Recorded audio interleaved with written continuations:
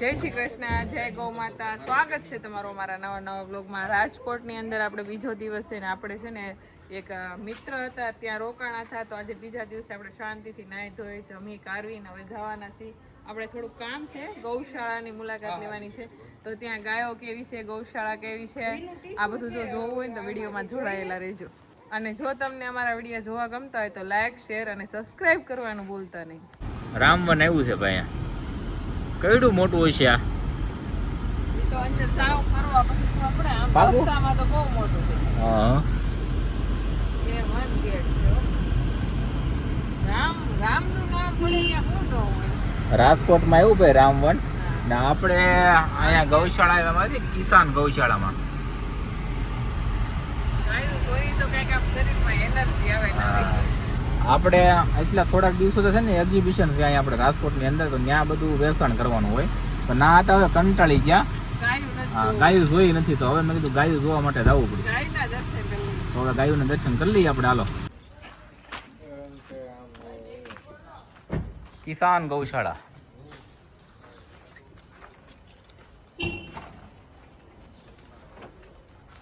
કેમ છો? મજામાં જઈએ. દાણાદાર ખાતરનું છે, પછી ચાળવાનું પેલી પ્રોસેસ. જોયું કે જોઉં છું એટલે તો અહીંથી ઠેક ત્યાંથી અહીંયા આવ્યો.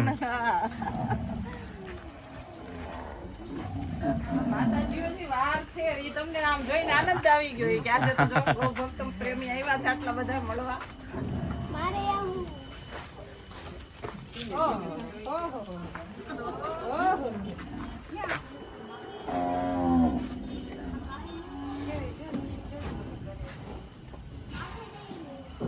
ઓળખતા હોય ને એક બીજા બધા ગાય રહેતા ને આ પેલા સફેદ ઢેલ જેવી તો જો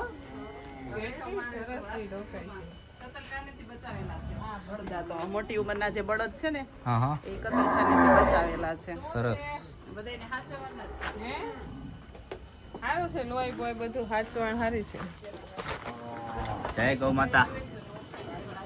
કેટલી ગાયો છે, આમ જ્યાં નજર દઈ ત્યાં સુધી ગાયો છે ને, બધી ગાયોને કતલખાનામાંથી બસાવેલી ગાયો છે.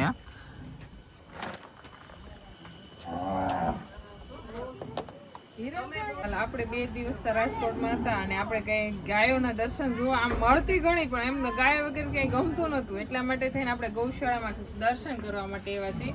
તો અસ્મિતાબેન તો ઘણું બધું આમ તો એને વધારે ખબર છે, અહીંયા ગૌશાળા ગાયોનું પાલન કરે એટલા માટે. પણ ખાસ જણાવવાનું મને એ જાણવા મળ્યું છે કે આ બધી કતલખાને જાતિથી ત્યાંથી લાવીને આ ગાયોને રાખવામાં આવે છે, સેવા કરવામાં આવે છે. અને આ કોઈ આપણે ઘરે કેમ વેચાતી લાવીને દૂધ દોવા કે ઘી વેચવા માટે નથી, આ સેવા માટે જે નિરાધાર ગાયો છે, જે અપંગ ગાયો છે, એને અહીંયા લાવીને રાખવામાં આવે છે. તો આજે મને એવું લાગે છે મેં 33 કરોડ દેવતાના દર્શન કર્યા. અસ્મિતાબેન, શું કહેશો તમારી ગાયો વિશે? હા, અમારે આ ગાયો છે એ બધા મોટી ઉંમરના બળદ છે, એ બધા કતલખાનેથી બચાવેલા છે. અંધ, અપંગ, બીમાર અને બિનવાસી અવિરત સેવા ચાલુ છે અમારી સંસ્થા દ્વારા. ખાસ તો તમને સચ્છ જ નમન કે તમે આ સેવા કરો છો.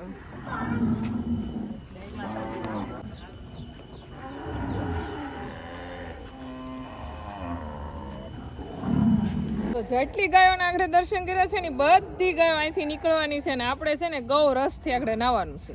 જોયું હોય ને રસ્તો તમે જોડાયેલા રહ્યો મારા બ્લોગ ઉપર.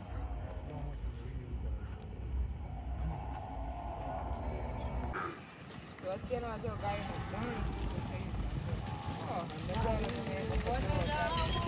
છે રૂડું કે વૈકુટ નાવું છે આ ગૌ રસ કહેવાય. ઓહો, અદ્ભુત રસ છે ને, અદ્ભુત અલૌકિક.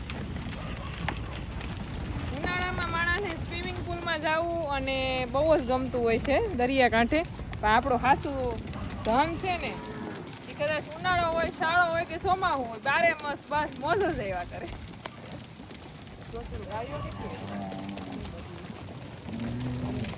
બોલે કેટલા હોશિયાર છે, તું એને કેટલી ખબર પડે. આ બાજુ નથી આવતો. વાહ, બહુ મોટી ઉંમરના છે ને કોઈ રાખતું નહીં હોય એવા બળદો પણ અહીંયા છે ઘણા બધા. આ બધા કતલખાના જતા હોય ને ત્યાંથી બસાવીને અહીંયા લાવીને અહીંયા રાખવામાં આવે. વંદન છે કિસાન ગૌશાળા અને દક્ષાબેન આહિરના વંદન કે જે આવા નિરાધારનો આધાર કિસાન એવું નથી ગૌશાળા. ખાલી ગીરને જ રાખે છે. જો જરસા હોય કે ગમે ઈ હોય, ગાય હોવી જોઈએ. હા, જીવ બચાવવાનો. બોલો કેટલા શાંત પડી ગયા.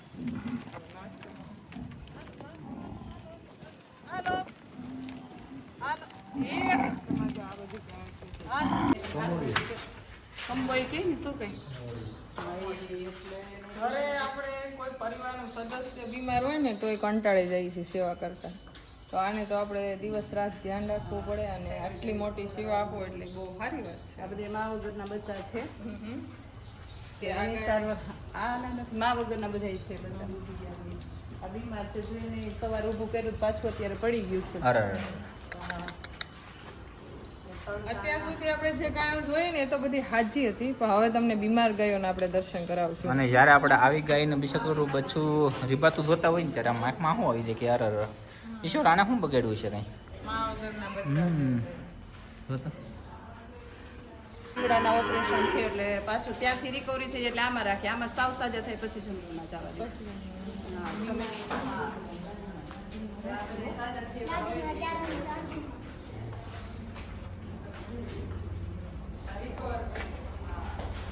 શું કરે છો બધા?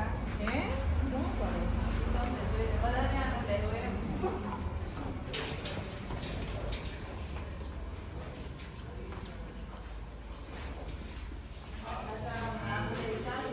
ડોક્ટર અહીંયા છે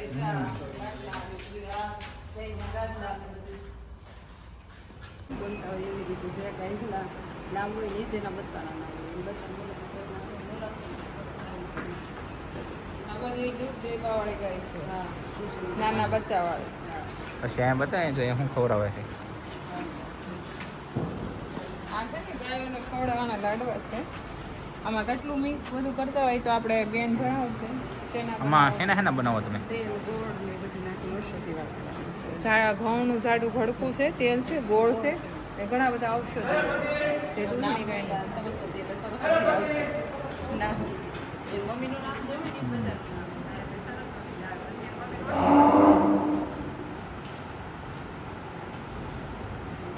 વાહ સરસ્વતીને બોલાવી દો સરસ્વતી દેવ.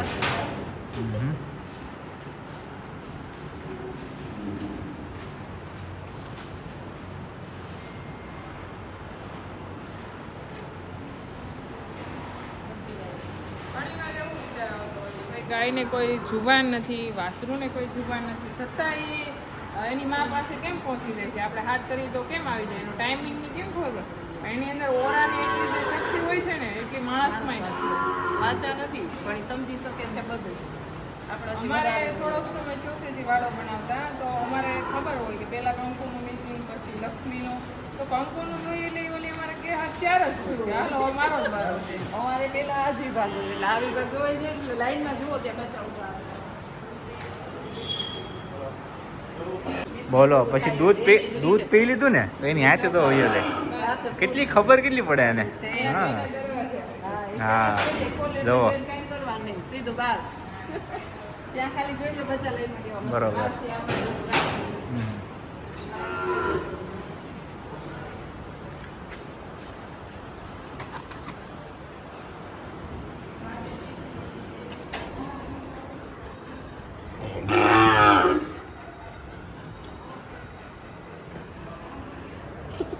એ બાઉલ એક એક જ જગ્યાએ મૂકી દો તમારા સાઈઝમાં એ છે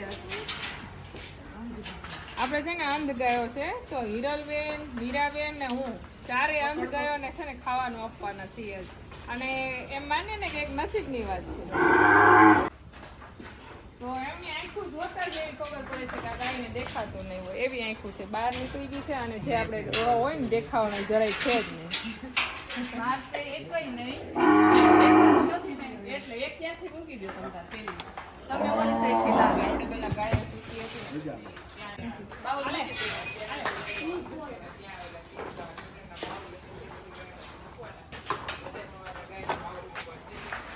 અંધ ગાયો છે હાવ. આ ગાયોને આંખો નથી પણ એને ખબર કેટલી પડે છે ને બધી ખબર પડી જાય. મને ખાવાનું હા દીકા એ આ આખી ગૌશાળામાં 4 ગાયોને જ બાંધી રાખી કારણ કે એને દેખાતું નથી એટલે એની જગ્યાએ બાઉલ ભરીને મૂકી દે પછી ડોલ ભરીને પાણી એની જગ્યાએ આપી દે એટલે ખાઈ પી લે કારણ કે દેખાય નહીં ને એટલે એને પાણી પીવાની અને બીજી ઘોડની ગાય ઠુંગડા એટલા માટે ઈ એટલે બરાબર આ ગાયોને બાંધેલી રાખી છે ઓલ સાઈડ લઈ જા હા ત્યાં ઉભા રહ્યો એટલે ત્યાંથી અહીંયા આવીશ એક્સિડન્ટમાં પગ કપાઈ ગયેલા હોય છેલ્લું સાથ તો હોય હવે એવી ગાયો આપણને જોવા મળશે કે જેના એક્સિડન્ટમાં પગ કપાઈ ગયા હોય અને જલમાં જાત જ પોતાને પગ ન હોય એવી ગાય જોવા મળશે આપણને ઉભા છે, ઉભા છે. એમાં એ ગાય પાસે છે, પગેથી અપર છે, એટલે અલગ અલગ અહીંયા ડિપાર્ટમેન્ટ પાડેલા છે.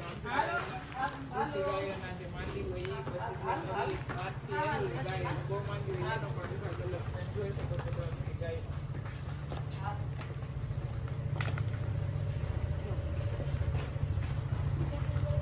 માણસને એટલું આમથું સંકટ આવે ને તો અફસોસ કરે છે. અફસોસ નથી કરવાનો, ગાય પણ પોતાના 3 પગે પોતાની જિંદગી ચલાવી રહી છે.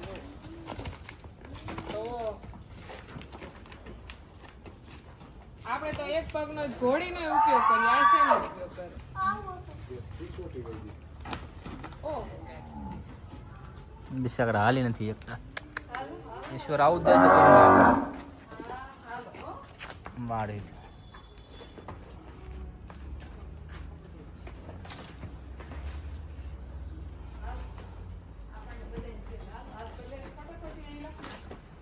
લા, લા, લા, લા. બધાને પાછળ રહેવું હોય કા હા હા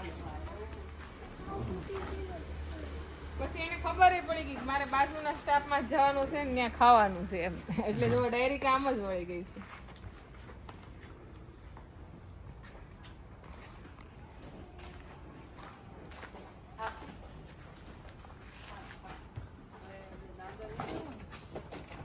કોશિશ કરે છે હો પગ મૂકવાની ઓલી સફેદ. હા, એટલી મોટી ગૌશાળા હોવા છતાં એઠે કાસું છે.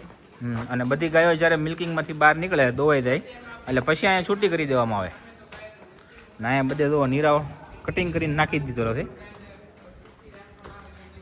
બહુ મોટી વિશાળ ગૌશાળા છે કેમ ઘણી ગાયો છે, અંધ ગાયો છે, અપંગ ગાયો છે, પછી જે ગાયોના શું કહેવાય કમોડી થયેલો એના ઓપરેશન કરે છે. ગૌશાળામાં એક ગાય બીમાર પડી અને નંદી જુઓ વાહ સંવર્ધન કરેલા બધાય જોરદાર કરી છે અમે ગીર સંવર્ધન કરેલા નંદી